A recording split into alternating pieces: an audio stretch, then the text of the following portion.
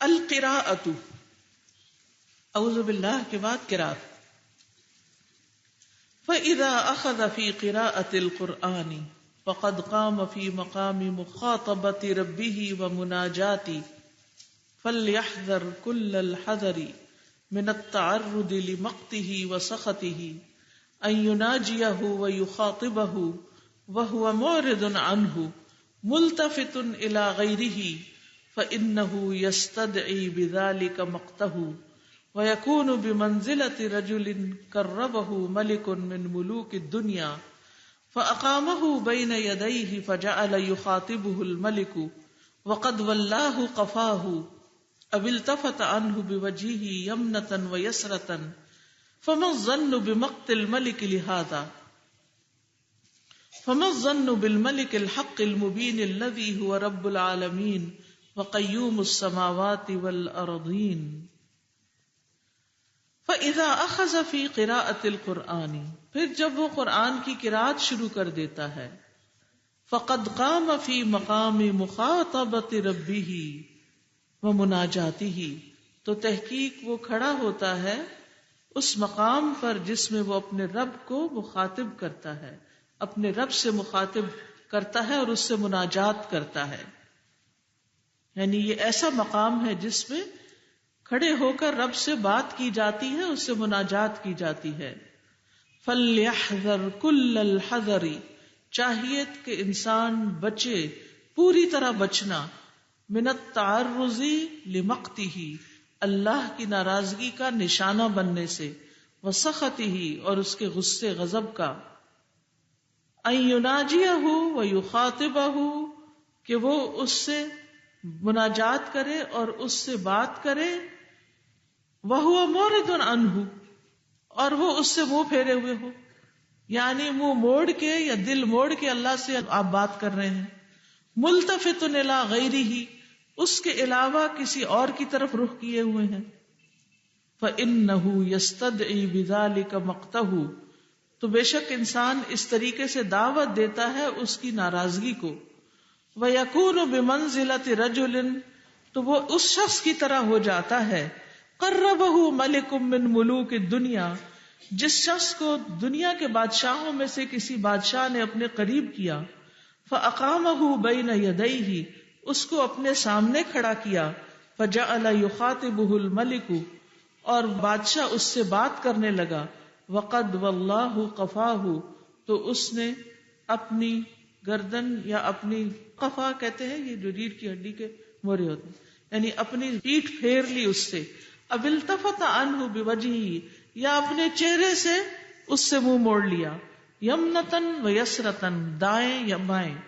فما الظن بمقت الملک لہذا، تو اس بادشاہ کا اس عمل پر کتنا غصہ ہوگا، کیا خیال ہے تمہارا، کیا تمہارا گمان ہے کہ کتنا غصہ کرے گا وہ بادشاہ جس نے کسی کو اپنے اتنے قریب کر کے بات کرنا چاہی اور اس نے کھڑے کھڑے دوسری طرف منہ موڑ لیا یا گردن دائیں بائیں پھیر لی.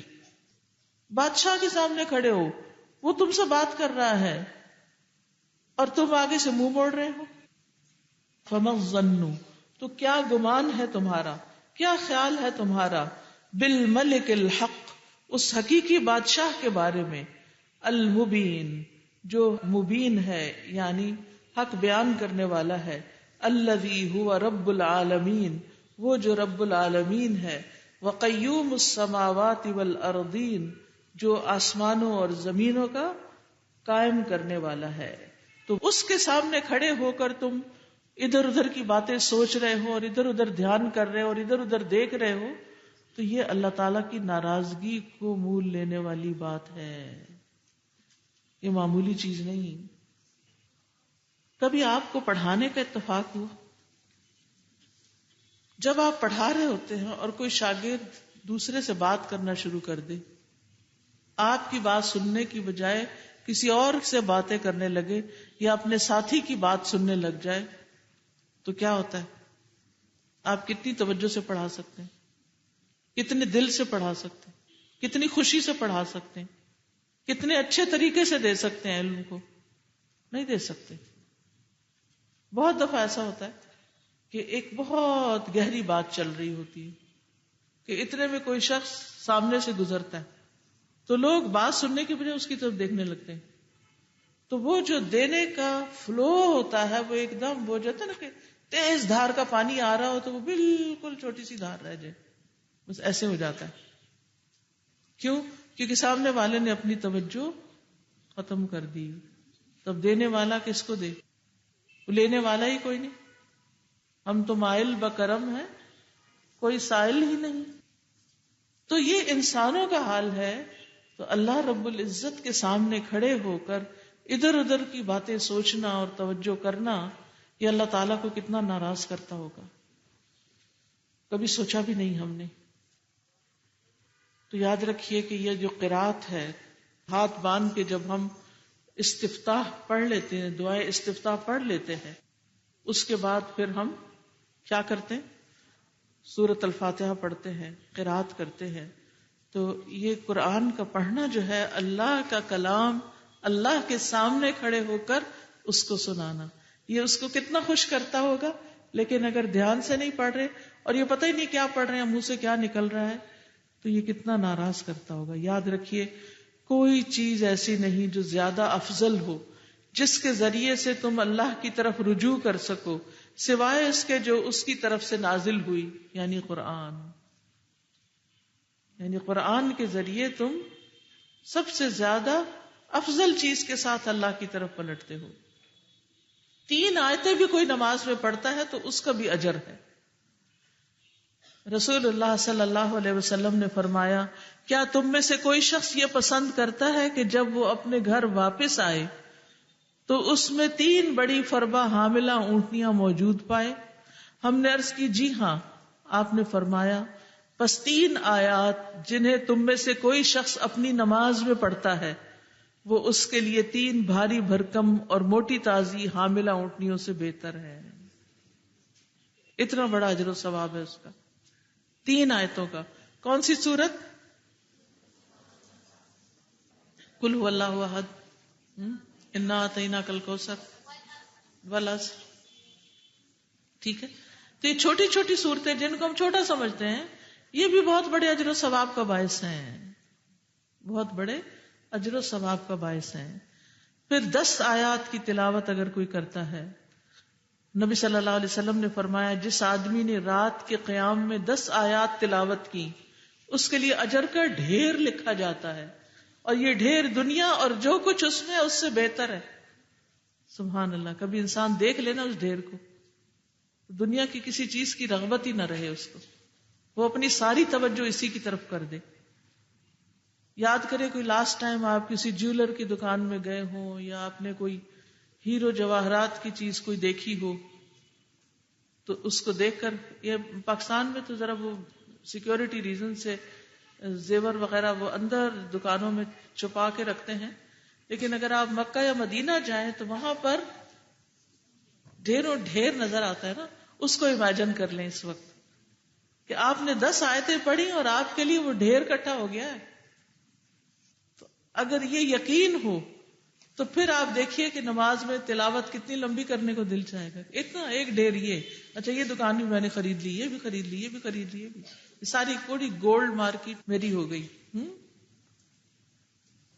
اگر ایک دن کی نمازوں سے ایک مارکیٹ آپ لے سکیں تو یقین جانیے کہ نماز سے زیادہ محبت کسی چیز سے نہ رہے.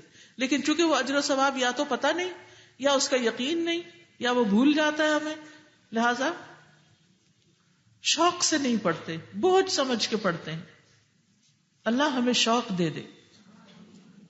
یہ میں نے تو ایک چھوٹی سی چیز کی بات کی ہے، حدیث میں تو آ رہا ہے وہ اجر کا ڈھیر دنیا اور جو کچھ اس میں ہے اس سب سے بہتر ہے. 10 آیتیں پڑھنے کا اجر. اور پھر جب قیامت کا دن ہوگا تو تمہارا رب عز و جل فرمائے گا پڑھتا جا اور ہر آیت کے بدلے میں 1 درجہ چڑھتا جا، یہاں تک کہ جو سب سے آخری آیت اس کو یاد ہوگی اس تک پہنچ جائے گا. تب تیرا رب عز و جل بندے سے فرمائے گا مٹھی بھرو، تو وہ بندہ اپنے ہاتھ کے اشارے سے کہے گا اے رب تو خوب جانتا ہے میں کیا بھروں. تو فرمائے گا ایک ہاتھ میں ہمیشگی اور دوسرے ہاتھ میں نعمتیں بھر لو. جتنی بھر سکتے ہو بھر لو. تو کتنی آیتیں یاد ہونی چاہیے یا کتنی آیتیں یاد کرنے کی کوشش کرنی چاہیے؟ ہمارا حال تو یہ ہوتا ہے اول تو یاد نہیں کرتے، یاد ادھر سے کرتے ادھر بھلا کے رکھ دیتے کیونکہ پڑھتے ہی نہیں. کبھی ہم سوچیں کہ ہم کن کاموں میں مشغول ہیں یہاں اس دنیا میں، کن چیزوں میں ہم اپنا وقت ضائع کر رہے ہیں، اور ہمیں کیا کمائی کرنے کی ضرورت ہے اپنے لیے، کن چیزوں کے لیے سنجیدگی کی ضرورت ہے. پھر جو 100 آیتیں پڑھ لیتا ہے اس کے لیے ساری رات کے قیام کا ثواب لکھا جاتا ہے، پوری رات کا قیام. جو 1000 آیتیں پڑھ لیتا ہے، حدیث میں آتا ہے جس نے 10 آیتوں سے قیام کیا وہ غافلوں میں شمار نہیں ہوگا. جو 100 آیتوں سے قیام کرے گا فرما برداروں میں لکھا جائے گا. جو 1000 آیتوں سے قیام کرے گا وہ بے انتہا ثواب جمع کرنے والوں میں لکھ لیا جائے گا. کتب من المقنطرین. اور قرآن قیامت کے دن اپنے پڑھنے والے کے لیے کیا کرے گا؟ سفارش کرے گا. یاد رکھیے رسول اللہ صلی اللہ علیہ وسلم نے فرمایا سب سے لمبی قرات والی نماز سب سے افضل ہے. آپ کتنا قیام کرتے تھے کہ آپ کی پنڈلیاں پھول جاتی تھی.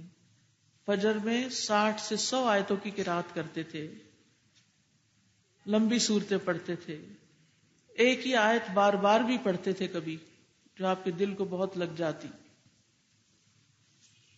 تو وہ کہتے ہیں کہ قرات کا جب اتنا فائدہ ہے تو کیا کرے انسان؟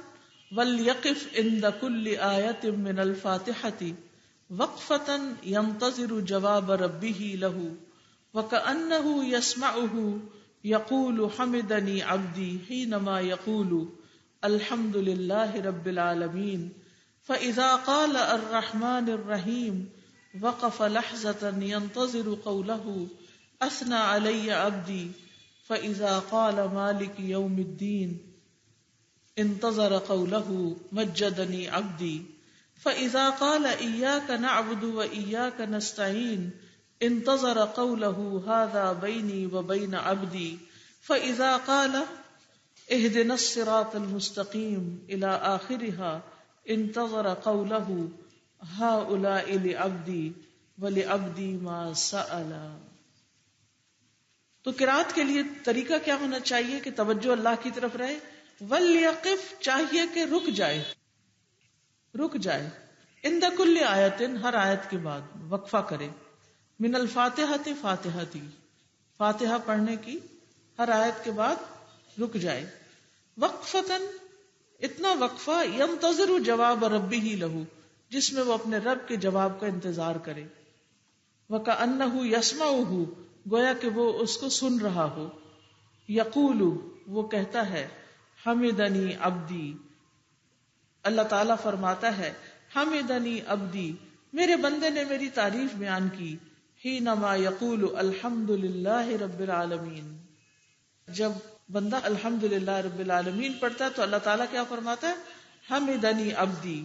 فاذا قال الرحمن الرحیم جب وہ الرحمن الرحیم کہتا ہے وقف لحظۃ تو وہ ایک لمحے کے لیے انتظار کرتا ہے قولہ اللہ تعالیٰ کی اس بات کا کہ اثنا علی عبدی میرے بندے نے میری تعریف کی، ثنا بیان کی. فاذا قال مالک یوم الدین انتظر قولہ مجدنی عبدی جب وہ بندہ کہتا ہے مالک یوم الدین تو وہ انتظار کرتا ہے اللہ تعالیٰ کے اس فرمان کا کہ میرے بندے نے میری تعظیم یا میری بزرگی بیان کی. فَإِذَا قَالَ إِيَّاكَ نَعْبُدُ وَإِيَّاكَ نَسْتَعِينُ پھر جب وہ کہتا ہے کہ صرف تیری ہم عبادت کرتے ہیں اور صرف تجھ سے ہم مدد چاہتے ہیں. انتظر قولہ تو وہ اس کی بات کا انتظار کرتا ہے. اللہ تعالیٰ کی بات کیا ہے؟ ھذا بینی وبین عبدی یہ میرے اور میرے بندے کے درمیان ہے. فَإِذَا قَالَ اهْدِنَا الصِّرَاطَ الْمُسْتَقِيمَ پھر جب وہ اهْدِنَا الصِّرَاطَ الْمُسْتَقِيمَ کہتا ہے الی آخرها آخر تک انتظر قولہ وہ اس کی بات کا انتظار کرتا ہے. ہؤلاء لعبدی ولعبدی ما سأل یہ تو میرے بندے کے لیے ہے اور میرے بندے کے لیے وہ ہے جو اس نے مانگا. تو امام ابن القیم کہتے کہ نماز کی کوالٹی بہتر کرنے کے لیے کیا کرنا چاہیے؟ رک رک کر نماز پڑھنی چاہیے، خصوصاً سورۃ فاتحہ کی قرات، تاکہ اللہ کے اور بندے کے بیچ میں جو سورۃ فاتحہ کی تقسیم ہے اور اللہ تعالیٰ باقاعدہ جواب دیتے ہیں بندے کو، وہ جواب سن لے پھر آگے بڑھے. یعنی ایک اسٹریچ میں الحمدللہ رب العالمین ایک سانس میں نہ پڑھے، رک رک کے پڑھے. دوسرے لفظوں میں غور و فکر سے، تدبر سے قرات کرے. افلا یتدبرون القرآن ام علی قلوب اقفالها، کیا یہ لوگ قرآن میں غور نہیں کرتے یا ان کے دلوں پہ قفل چڑھے ہوئے ہیں؟ کتاب انزلناہ الیک مبارک لیدبروا آیاتہ ولیتذکر اولو الالباب. تو اصل بات یہ کہ حضور قلب سے پڑھا جائے، اللہ کی خشیت کے ساتھ پڑھا جائے. رسول اللہ صلی اللہ علیہ وسلم نے فرمایا لوگوں میں قرات کے لحاظ سے بہترین انسان وہ ہے جو قرآن پڑھے تو نظر آئے کہ وہ اللہ سے ڈرتا ہے. کیا نظر آئے؟ کہ وہ اللہ سے ڈرتا ہے. ایک ایک آیت پر وقف کرے، رک رک کر پڑھے تاکہ بات سمجھ بھی آئے.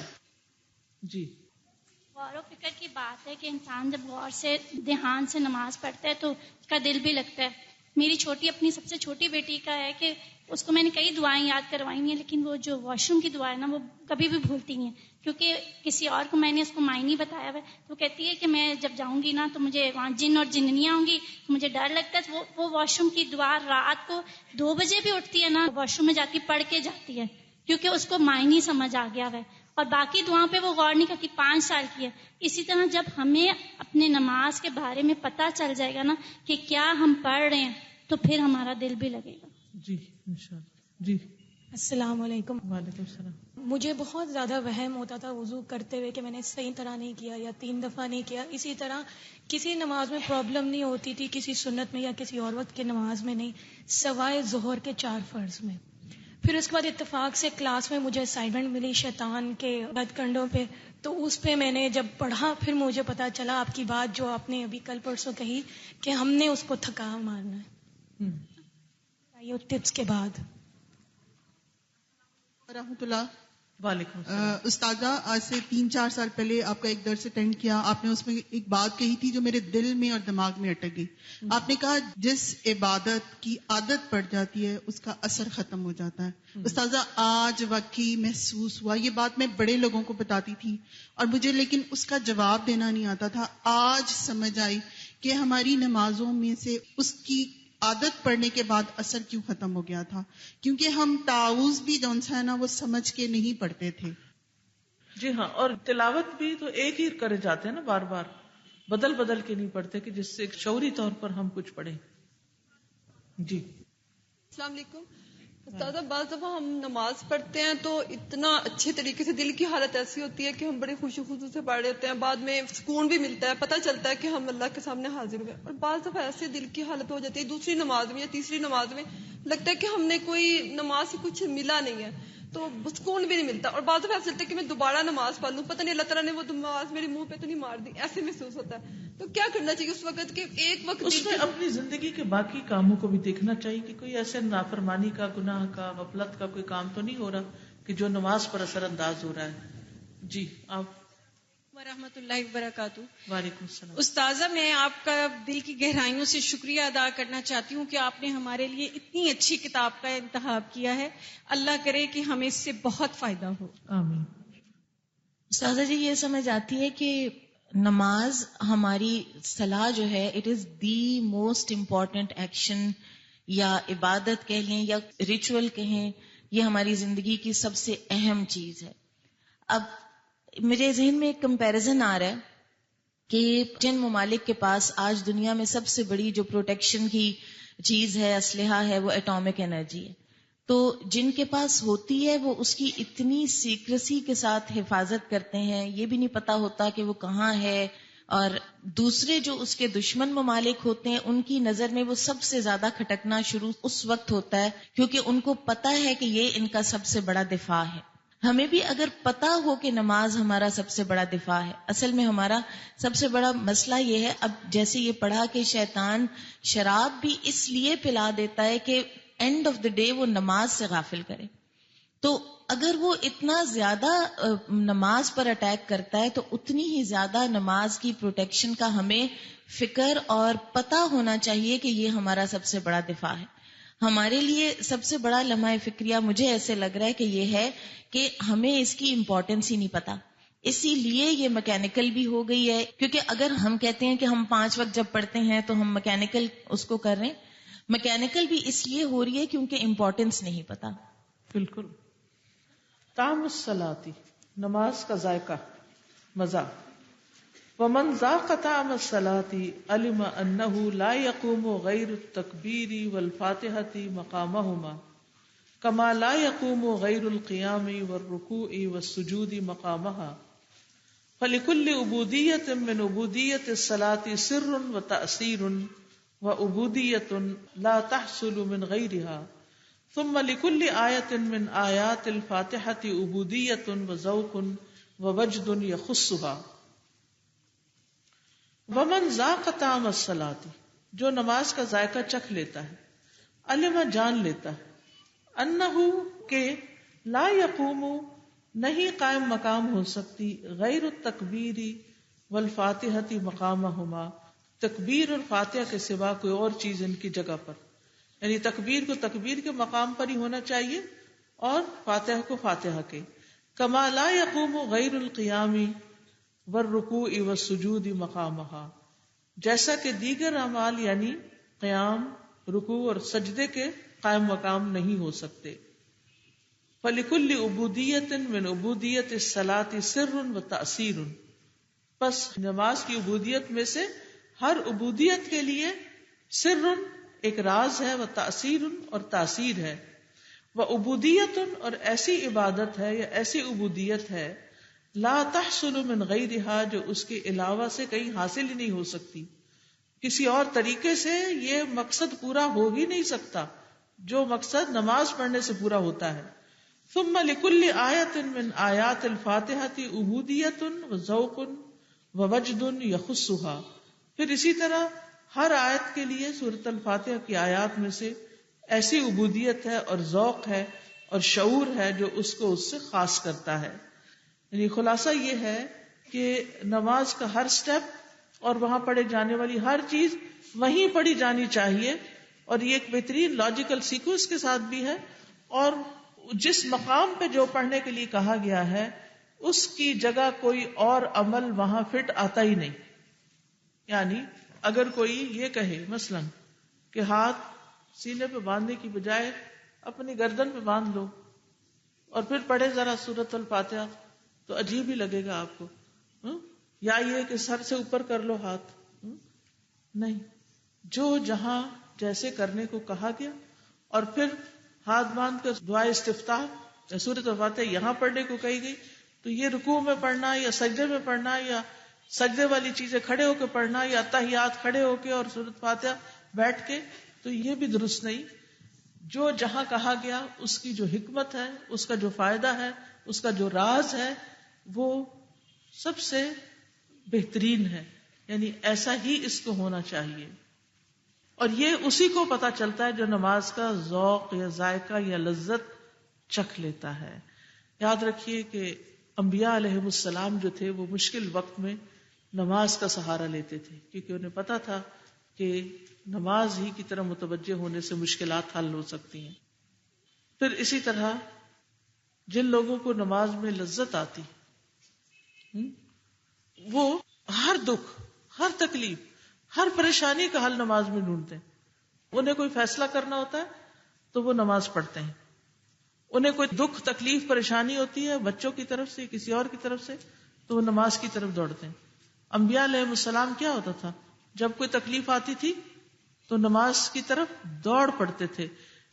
کانوا یفزعون اذا فزعوا الی الصلاۃ.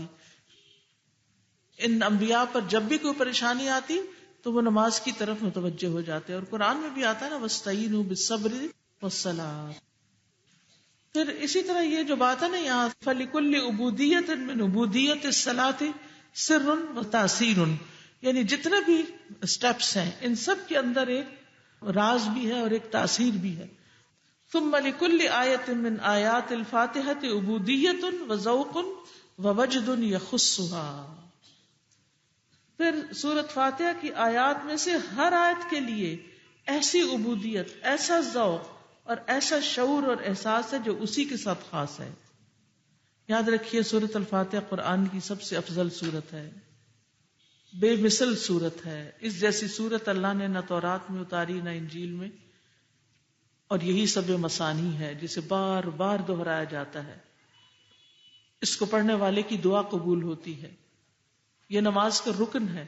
جو سورۃ فاتحہ نہیں پڑھتا اس کی نماز ہی نہیں ہوتی.